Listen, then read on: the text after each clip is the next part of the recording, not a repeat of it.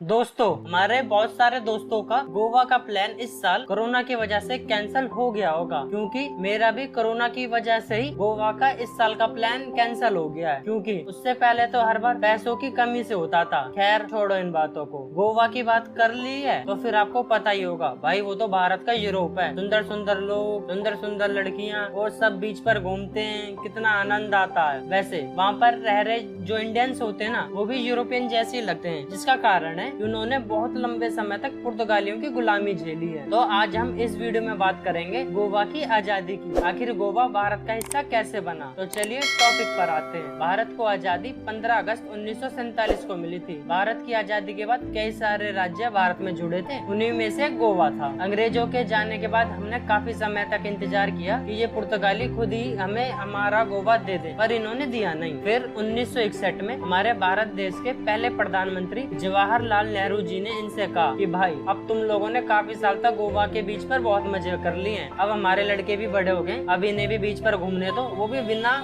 Visa और passport के। भाई ये तो मजाक की बात थी। चलो अब टॉपिक पर आते हैं। पुर्तगालियों ने गोवा को आजाद करने से मना कर दिया था। पुर्तगालियों ने यह कहकर प्रधानमंत्री नेहरू की बात को मना कर दिया था कि अंग्रेजों के लिए तो भाई भारत एक कॉलोनी था, लेकिन पुर्तगालियों के लिए गोवा पुर्तगाल का हिस्सा है। क्योंकि यहाँ पर बहुत सारे पुर्तगाली ना कई सालों से रह रहे हैं, बहुत कई सालों से क्या भाई सदियों से रह रहे हैं। और वैसे भी गोवा को आजादी 400 साल के भी बाद मिली थी। अब अगर वही पुर्तगाली वापस पुर्तगाल चले जाएंगे तो वो वहाँ पर कहाँ पे रहेंगे, कैसे रहेंगे? नए क्लाइमेट में रह पाएंगे, नहीं रह पाएंगे? उस वेदर को उनकी बॉडी एक्सेप्ट कर पाएगी, नहीं कर पाएगी? और यहाँ पर काफी सारी मिक्स ब्रीड भी थी और बड़ी मात्रा में ईसाई भी। ऐसा उन पुर्तगालियों का बड़ा ही घटिया तर्क था, क्योंकि पूरे भारत में बहुत सारे ईसाई थे। ये लगा लो भाई 50 लाख से भी ज्यादा ईसाई थे उस समय पूरे भारत में, वो भी बिना गोवा के। और गोवा में भी 60% से ज्यादा जनसंख्या हिंदुओं की थी। भाई उधर तो किसी को कोई प्रॉब्लम नहीं थी, बस पुर्तगालियों को ही थी। और वैसे अगर हमारे सरदार वल्लभ भाई पटेल जी थोड़े समय तक और जिंदा होते ना, तो भाई 1950-51 तक की गोवा भारत का हिस्सा होता, वहाँ पर भारत का झंडा लहरा रहा होता। खैर छोड़ो इन बातों को। जवाहरलाल नेहरू जी जो कि ज्यादा हिम्मत वाले नहीं थे, तरह वो कश्मीर का मुद्दा यूएन में ले गए, उसी तरह गोवा का मुद्दा भी यूनाइटेड नेशन में ले गए, और वहाँ भी पुर्तगालियों ने मना कर दिया। और फिर हमारे नेहरू जी डर गए। उन्हें लगा पुर्तगाल तो यूरोप का हिस्सा है, यूरोप के देश बड़े ताकतवर होते हैं, उनमें बहुत ज्यादा नॉलेज होती है, जबकि भाई ऐसा कुछ भी नहीं होता है। फिर क्या होना था? फिर भारतीय सेना के कमांडर ने लिबरेशन ऑफ गोवा ऑपरेशन चालू कर दिया। कुनीरामन पलट कंदेत लेफ्टिनेंट गवर्नर ने 8 जुलाई 1961 में गोवा में अच्छे से हमला कर दिया और पुर्तगालियों को दिखा दिया कि भाई इनकी कुछ औकात नहीं है। भारतीय सेना के सिर्फ 45,000 सैनिकों ने गोवा में बंदूक लेकर एक मामूली सी परेड क्या कर दी, इन पुर्तगालियों की वहीं पर पेंट गेली हो गई। युद्ध की शुरुआत इन पुर्तगालियों ने ही करी थी, लेकिन युद्ध का अंत हमारे भारत के शेरदिल सैनिकों ने कर दिया था और पुर्तगाल के 5,000 से ज्यादा सैनिकों को युद्ध बंदी बनाया। बहुत सारे पुर्तगाली फिर वापस पुर्तगाल भागे और बहुत सारे पुर्तगालियों ने या मिक्स ब्रीड ने भारतीय सेना के आगे घुटने टेक दिए। आज वो और उनके वंशज गोवा में हमारी मेहरबानी से जिंदा हैं और भारत में वैसे वो बहुत ज्यादा खुश हैं। लेकिन हाँ दोस्तों, हम गोवा को 19 दिसंबर 1961 में भारत में मिला पाए थे, और अगर हमारे आयरन मैन यानी सरदार वल्लभ भाई पटेल थोड़े समय तक और होते ना, तो 1950-51 तक की गोवा हमारा होना था। तो दोस्तों वीडियो कैसी लगी? अच्छी लगी है तो भाई लाइक कर दो। चैनल अभी तक सब्सक्राइब नहीं करा है तो सब्सक्राइब कर दो। तो दोस्तों वीडियो देखने के लिए धन्यवाद। Thanks for